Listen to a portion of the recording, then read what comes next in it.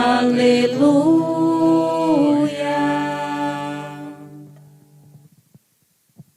O Senhor esteja convosco. Ele está no meio de nós.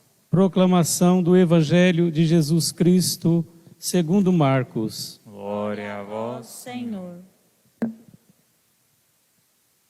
Naquele tempo, os discípulos tinham se esquecido de levar pães. Tinham consigo na barca apenas um pão. Então Jesus os advertiu: prestai atenção e tomai cuidado com o fermento dos fariseus e com o fermento de Herodes. Os discípulos diziam entre si: é porque não temos pão.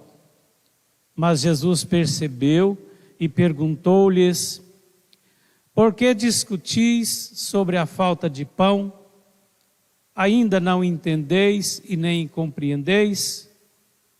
Vós tendes o coração endurecido, tendo olhos, vós não vedes, e tendo ouvidos, não ouvis? Não vos lembrais de quando reparti 5 pães para 5.000 pessoas? Quantos cestos vós recolhestes cheios de pedaços? Eles responderam: 12. Jesus perguntou: e quando reparti 7 pães com 4.000 pessoas, quantos cestos vós recolhestes cheios de pedaços? Eles responderam: 7. Jesus disse: e vós ainda não compreendeis? Palavra da salvação. Glória a vós, Senhor.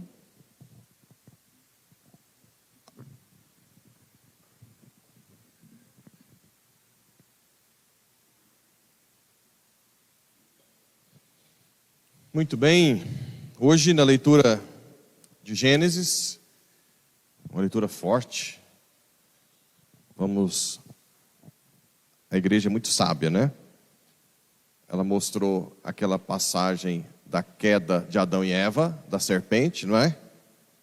Depois puniu o homem. Depois, qual foi a consequência? Qual foi o primeiro pecado grave que aconteceu logo em seguida? Qual? Caim matou por ciúme e inveja, lembra?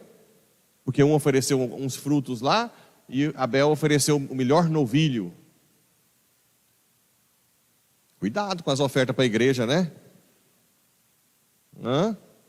Deus recusou. Ou seja, se você quer ajudar a igreja com o resto, com o pior, não é com Deus que a gente faz assim. A gente fala isso brincando, mas é verdade. Com Deus a gente dá o melhor. Primeiro a vida. Porque isso é muito importante, porque tem gente que sempre pensa que a igreja é o resto, né?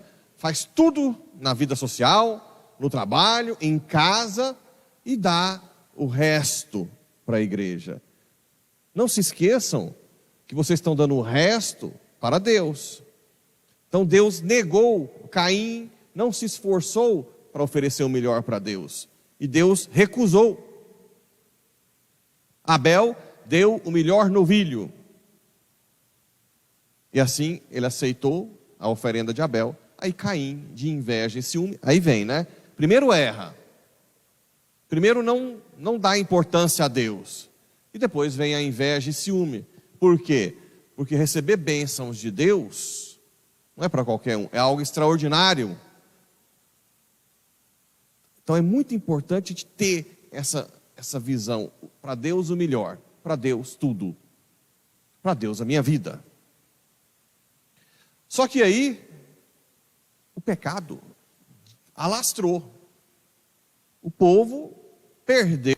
Olha como é que fala aqui. O Senhor viu que havia crescido a maldade do homem na terra, e como os projetos do seu coração tendiam sempre para o mal. Vejam bem, lembra que nós temos os desejos do corpo. Certo? E temos os desejos da alma, que vem da inteligência, que chama vontade. Antes do pecado, os do corpo estavam submetidos ao da razão, que por sua vez ao Criador. Quando rompeu, o pecado entrou de uma forma estrondorosa. O homem começou a seguir os seus desejos carnais, parecido com hoje, né? Achando que aquilo fazia feliz. Só que de uma proporção tão grande, que olha o que foi que Deus decidiu. Vou exterminar da face da terra o homem que criei. E com ele, os animais, os répteis, as aves do céu. Olha como a criação, toda a criação está ligada ao homem. Porque Deus criou o mundo assim, né? Toda a criação ligada ao homem, que por sua vez ligada ao Criador. Se o homem se perde, a criação se perde junto. No inferno, São Tomás de Aquino dizia que o fogo do inferno é devido a duas coisas. Primeiro, as suas paixões corporais, que deveriam ter sido orientadas para Deus, vão se rebelar contra você. Porque quem está no inferno nunca mais vai ter o sumo bem que o corpo pede. Então aquelas paixões que foram quem traiu, né? Se você for, tem uma capela que virou museu, lá em Pádua, no norte da Itália, onde está o corpo de Santo Antônio. Dizem que foi uma capela que inspirou Michelangelo para pintar a Capela Sistina. Lembra a Capela Sistina qualquer? Aquela que tem um monte de pintura que o Papa, onde faz o conclave. Alguém já viu na televisão? Tem umas pinturas, tem um inferno. Então, nessa capela de Pádua, quando você chega perto dos que estão no inferno, você vê que eles estão sem roupa, nus. Aí eu perguntei para o guia, mas por quê? Porque, olha, naquela época, muito antes de Nossa Senhora de Fátima, porque o pecado que mais vai levar ao inferno é o da carne. Então, Nossa Senhora de Fátima disse a mesma coisa, lá em Fátima, sei lá quanto tempo depois, porque isso é antes da Capela Sistina. Então, a carne, os desejos do corpo, mas não é só carnal, sexo, mas pode ser vaidade, o egoísmo, ambição, afeto. Afeto também é carnal, viu? Ou seja, ter um cachorrinho só resolve a parte de afeto. É carnal, não é espiritual não, viu? Espiritual é relacionar com o ser humano. Relacionar com o cachorro não é espiritual. Você pode até desenvolver afeto, que não é ruim, né? Você tem um bom afeto. Mas afeto não é suficiente para te preencher. Por isso que quem odeia o ser humano, porque quem me ama é o meu cachorro, nunca cresce em virtude, né? Lembra de eu falar? Que, vamos supor que a minha casa agora tiver com a pia, com panela suja até lá em cima, toalha jogada no chão, uma meia na sala, né? A cama revirada. O meu cachorrinho vai fazer o quê? Achar o máximo, não é? Vai pular na minha meia que está na sala, vai morder, vai pular na minha cabeça, vai lamber. Aí chega um ser humano, a minha mãe. A minha mãe vai entrar na minha casa e vai falar o quê? Mas que lixo é esse? Você não toma vergonha na cara, não? Como que você deixa uma situação dessa? Por isso que eu gosto do meu cachorro. O meu cachorro me aceita como eu sou. Um lixento, você quer ser? A vida inteira? Então o cachorro, por isso que a sociedade hoje, porque a sociedade hoje não quer ser virtuosa, não quer crescer em virtude. O cachorrinho você pode dormir até 11 horas da manhã, no máximo ele vai ficar lá com você, que gracinha. a sua mãe, seu irmão, seu marido, sua esposa, fazer o quê? 11 horas, não é hora de homem estar dormindo, não. Ai, eu odeio esse povo, odeio o ser humano. Por isso que o relacionamento com o ser humano, que é espiritual, porque ele te obriga, querendo ou não querendo, quando você relaciona bem com o ser humano, ele te obriga a se tornar uma pessoa melhor. Você tem que deixar de fazer algo por ele, você tem que tratar bem, você não pode receber com a casa um lixo, né? Então você obrigatoriamente tem que crescer. Isso é espiritual. Quando as paixões tomam conta, que viram uma bagunça, aí acontece o que aconteceu na época de Noé. Toda a sua vida se torna uma bagunça. Tudo.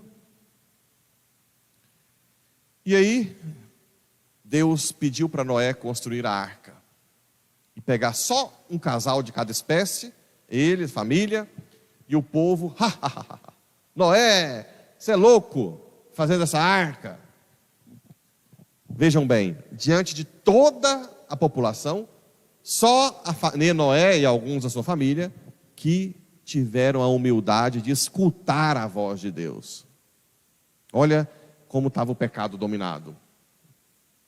Os santos diziam que as paixões que não são dominadas, elas obscurecem a sua inteligência, como o mar revolto. O mar parado, quando você domina suas paixões, você vê o fundo. Mas quando as águas estão revoltas com as paixões, você não vê nada. É assim a nossa inteligência. Assim acontece com a nossa inteligência. Aquele povo na época de Noé estava cego. Mesmo que tinha também inteligência, não via os sinais que Deus tinha mandado. E aí o que acontece? Faz a arca, entra e começa a chuva. E aí vem o dilúvio e mata todo mundo, né? Farei chover 7 dias e exterminarei da superfície da terra todos os seres vivos que fiz. Noé fez tudo o que o Senhor lhe havia ordenado. E passados 7 dias caíram sobre a terra águas de dilúvio. Vamos lá. O pessoal da Paulo VI está craque já. Se o Antigo Testamento prepara para o Novo, se o pecado cresce, Deus manda água para matar o pecado. Água para matar o pecado. Isso é prefiguração de quê? Batismo. Está vendo como tudo é preparação para os sacramentos? Então, na verdade, o dilúvio é uma prefiguração do batismo. Lembra o que desceu em cima de Jesus quando ele estava no Jordão batizando?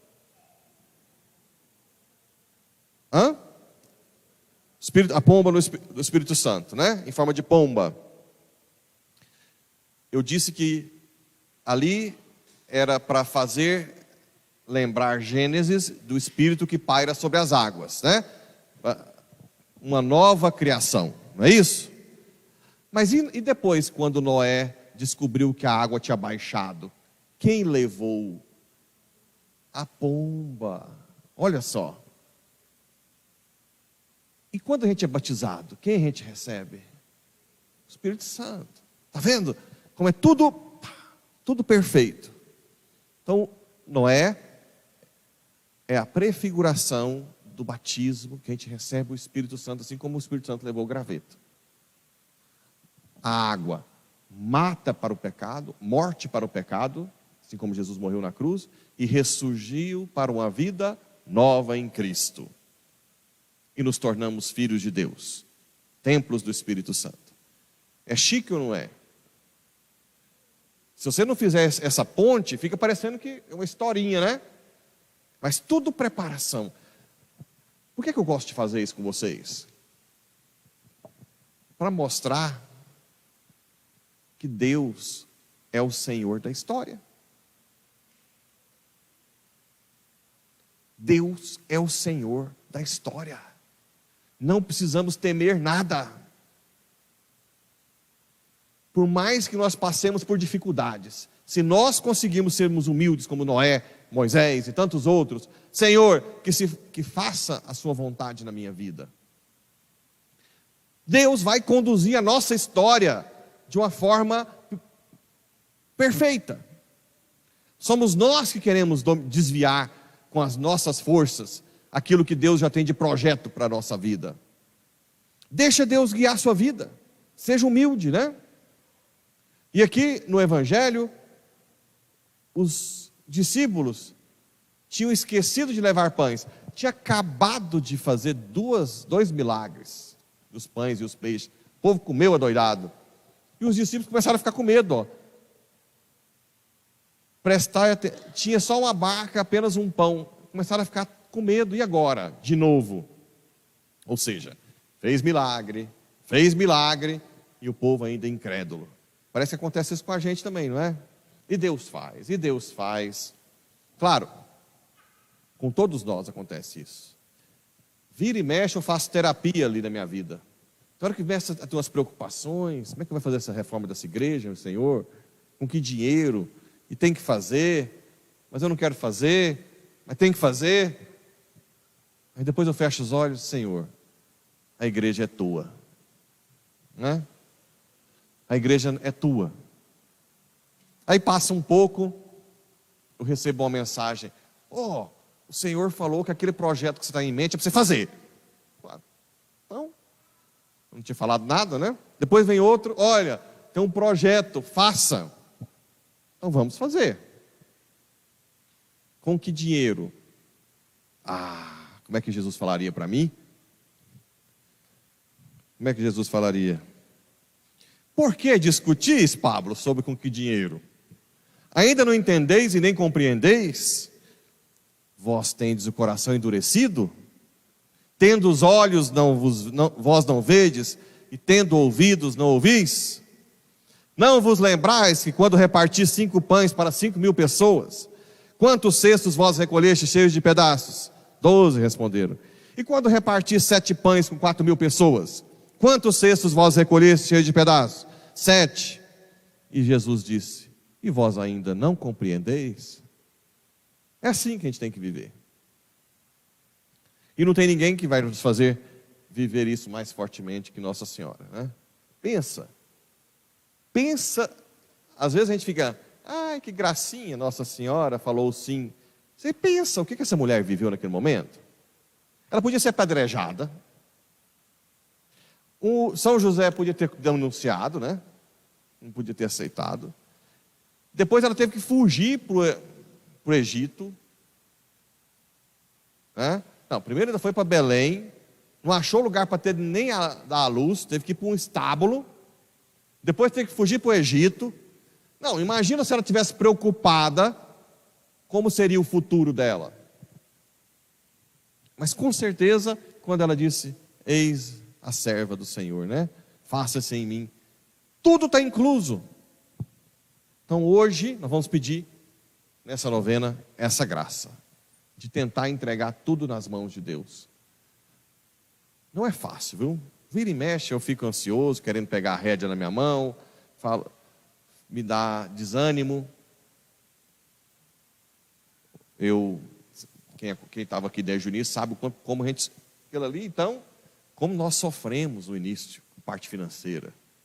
Como nós sofremos. Todo dia esse homem entrava na minha sala: padre, não tem mais dinheiro, vai fazer o quê?